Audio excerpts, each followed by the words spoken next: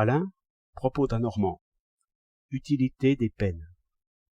Nous nous faisons, au sujet des peines et de l'utilité des peines, des idées tout à fait confuses. Nous croyons qu'il faut punir les grands crimes et non les petites fautes. Quand un train est en retard de 5 minutes, nous ne cherchons point un coupable. Nous en voulons un quand 20 voyageurs sont carbonisés à Villepreux. Je vois un chauffeur qui dépasse imprudemment un fiacre, effleure un refuge, et touche presque un vieillard qui traversait. J'applaudirais presque, je me dis, comme il est adroit et vif, ce chauffeur. Si après cela un ivrogne se jette sous l'autobus, je suis tenté de conduire quelqu'un en prison. C'est très mal raisonné. La peine veut agir sur la volonté. Je punis, afin que le coupable lui-même et les autres pèsent la peine avec leurs motifs. Il faut donc punir les actions délibérées. Quand vous punissez un écraseur, vous punissez une action qui n'est ni délibérée ni voulue, car l'écraseur voulait certainement passer à côté de l'ivrogne.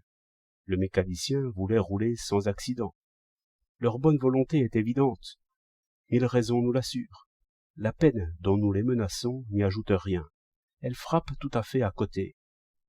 Vous dites, celui qui écrasera sera sévèrement puni. Mais songez que l'attention de celui qui est au volant ou au frein est tendue continuellement vers cette fin, n'écraser personne. S'il marche à toute vapeur, c'est qu'il est sûr, absolument sûr, aussi sûr qu'on peut l'être, qu'il n'y a point d'obstacle sur la voie.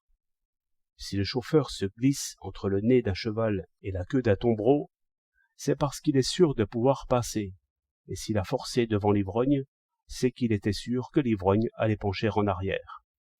Aussi, lorsque dans ces instants-là vous leur présentez une peine exemplaire, qui suivra l'accident, que peut faire la peine?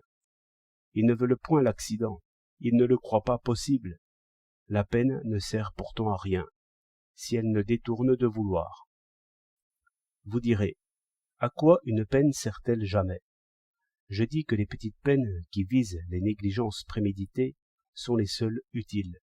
Par exemple, il est très utile qu'un chauffeur soit puni, si peu que ce soit, s'il ne ralentit pas et s'il ne corne pas à chaque croisement.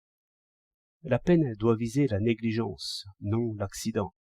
Si nous étions raisonnables, nous voudrions la même peine, qu'il y ait un homme écrasé ou qu'il n'y en ait point.